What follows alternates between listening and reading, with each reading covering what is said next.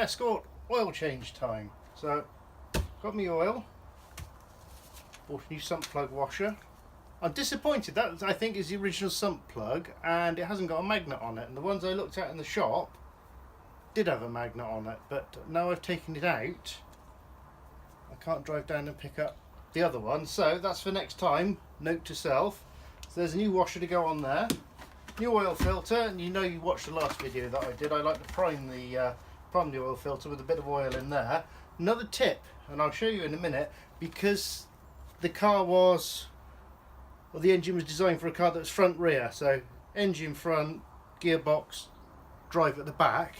All the bits are accessible on either side of the engine when you're working on it. When they brought out the front wheel drive, they turn the engine around, so the exhaust pipe goes down the front there, but the oil pump and all the other bits and pieces are really tight against the bulkhead, and I'll show you how much room you've got to do it. So when you unscrew it, you always get a load of oil dribbling down your arm.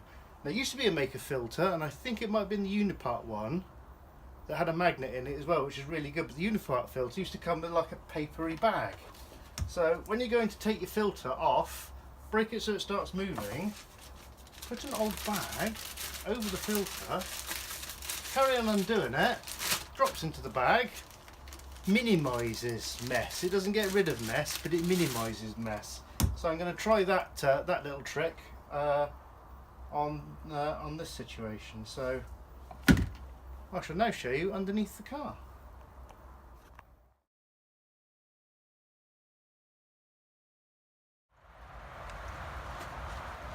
Oh, is that customer?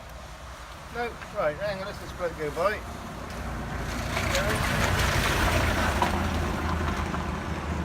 I'm going to go out, I'm going to let myself get absolutely soaking wet, said the weather girls, but it was raining men, and it's not quite hallelujah either. No, it isn't, is it? It's raining water. But it's good for the garden, it'll do a mickle of good for the flowers and the barley.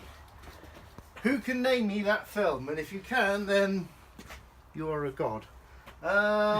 Right, so did the filter in a bag trick work? Oh yes, it did. There's plenty of oil in there, and you know what? I didn't spill a drop. So those of you that know me know I'm a bit weird. I'm going to take. Oh, Grace. I know. Look at the amount of oil that's in the bag. I'm going to find out what part number that filter was. You're getting oil everywhere. I'm getting oil everywhere now, so that trick didn't really work. No. Anyway, I'm going to. Well, it's not all over the driveway, is it? I'm going to find out what make and model of filter that was. And what I like to do when I do a job is cut the box up, take off the part number, write the mileage on the back. I'll write down what that was as a cross reference.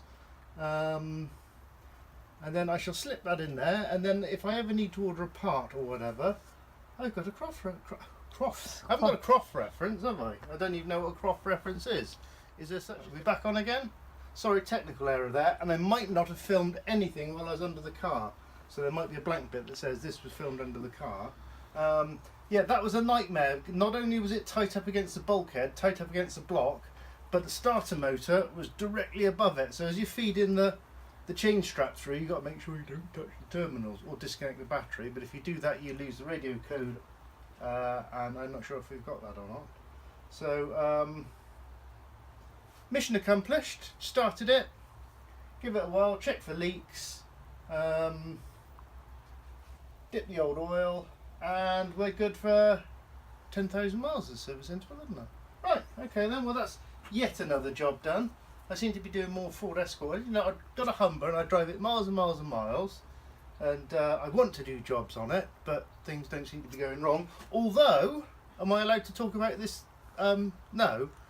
Oh right. Well, I'd like to say then, thanks to the unique way that Humbering is funded, I don't have to thank anybody for anything, apart from the lady wife for filming it, and everything else was all done by me, and this isn't an instructional video, it's just how I do things.